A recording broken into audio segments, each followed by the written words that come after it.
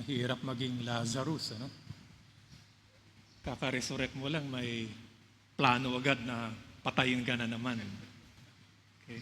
And Lazarus means God has helped me, or God is helping me, or God will always help me. And siguro tayo si Lazarus, and we don't know that in our many ways have an effect in the ministry of Jesus. Maaring hindi natin alam, maaring hindi natin nare-recognize, but our lives in some way, great or small, affects the lives of many people. And how so? Because of the pattern of life that God has given us. Kasi yung resurrection ni Lazarus shows to us our hope in this life.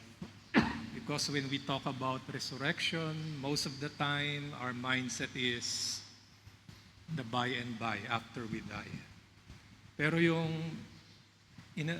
for a few days we talk about the death and resurrection of Lazarus. It is showing us that this is the pattern of life that we have right now. There is the necessary dying, and there is the glorious resurrection also. Pero most of the time, nilalagpasan natin yung necessary dyings in our lives. And we jump into resurrection, which does not work in our lives. So, death and resurrection, ito nga yung second part ng gospel last Sunday, is a pattern for our life, a blueprint, guarantee. You know, we are always being guided towards new life, towards growth, and towards change. So, we go through many deaths and resurrection during our lifetime.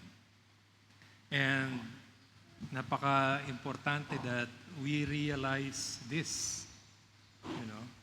And because the kingdom of God is not a matter of growth and progress, not a matter of adding, but if you look at what Jesus is saying, it's a matter of dying, letting go, and surrendering.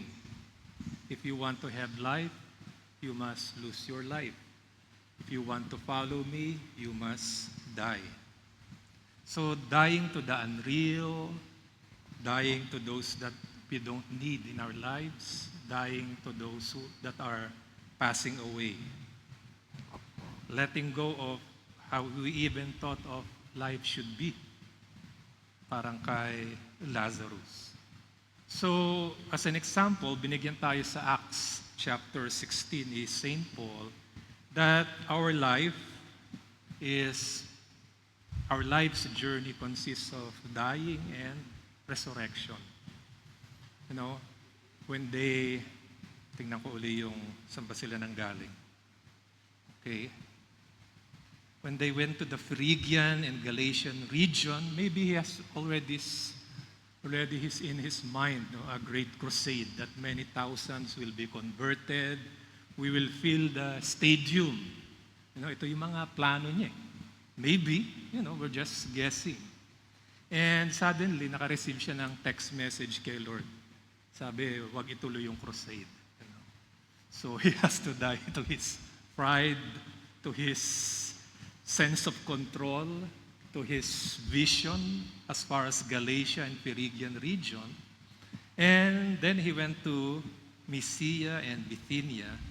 And again, baka iniisip niya, he can build a big cathedral here with many thousands of followers. Pero sabi doon, the Spirit of Jesus, tinext uli ni Jesus Christ. Hindi yan ang plano ko. So again, he has to die to his plans, to his will, to his, big dreams as far as the cathedral, as far as God is concerned, We dream a lot of big things for God. Nothing wrong with that. And then, siguro, in his time of rest, he has this dream a man from Macedonia asking for help. And then we know the story. They went to that place and maybe na-prostrate uli siya dahil there was no house of prayer where he can conduct his evangelism. Kasi nga maybe as far as history is concerned, yung place na yun there are not many men in those places, kaya hindi sila makapaggawa ng synagogue. Okay? So there are just women in the river. And suddenly, not suddenly siguro, there is Lydia, a woman whose heart was opened by God. And this was God's plan. Not the big crusades, not the big cathedrals at his time, nothing wrong with that. But he has to die to those things. You know? Ito yung plan ko sa iyo. This is my journey for you. Start with small things.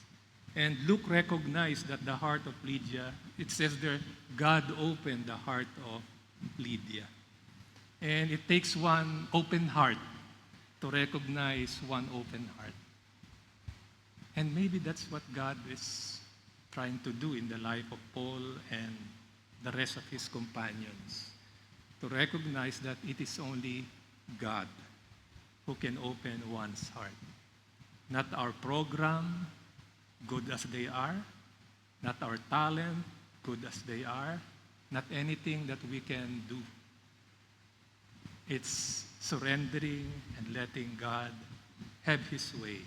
And that's the part of our dying.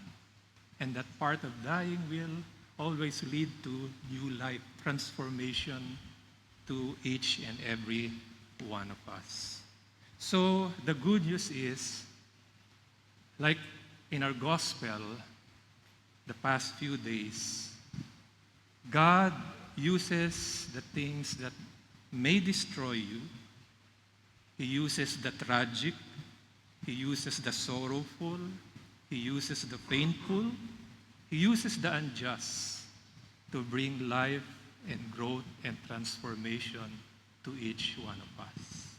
So walang tinatapon si Lord sa buhay natin. Tayo lang yung nagtatapon. Ito, negative, tatapon ko to.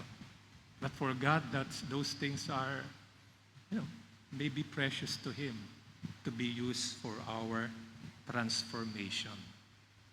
And siguro isa sa mga transformation and dying that we have to is, trying to control God and trying to control our lives on our own. Kaya nga siguro ito yung mythology ng Leviathan. Na-intrigue ako doon sa Leviathan sa ating first proclamation. No? Parang sabi ni Lord kay Job, Leviathan is a Hebrew mythical figure. It says it's a seven-headed monster.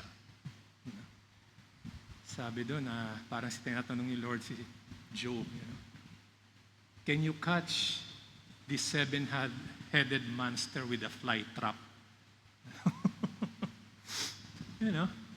Kasi the Leviathan is a creature that beyond comprehension and beyond control. And God wants us to face those things, to recognize, is the last part ng ating first reading, that you cannot control these things, but I can control them. We have to die to our sense of control as far as situations may be concerned. Hindi ko sinasabing maging out of control tayo. We have to have a sense of control in some things, many things in our life. But there are things that we cannot control. And those things are the things that we have to die. And God uses them to transform our lives. So that's the good news. God uses the Leviathans of our lives to transform, to resurrect us into new life. Amen. Amen.